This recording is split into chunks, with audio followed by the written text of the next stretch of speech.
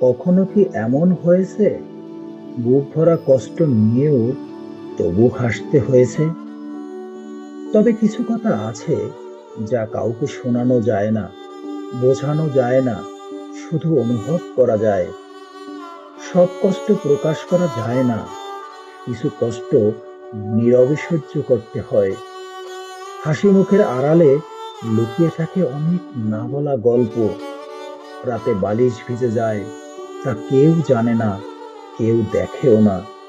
দিনে হাসি মুখে সব কিছু ঢেকে রাখা হয়, তবুও তারা ভেঙে পড়ে না, কারণ তারা শক্তিশালী।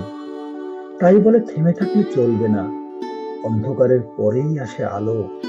নিজের লড়াইটা নিজেকেই জিততে হয়, কারণ তুমি দুর্বল নও, তুমি যোদ্ধা। হাসো, লড়ো, আর প্রমাণ করো তুমিই তোমার শক্তি। চুপচাপ কাঁদলেও মনে রেখো, একদিন এই কষ্টই তোমার সবচেয়ে শক্ত মানুষ বানিয়ে দিবে। ভিডিওটি ভালো লাগলে একটি লাইক দাও, আর ফেসবুক পেজটিকে ফলো করে দাও বন্ধুরা।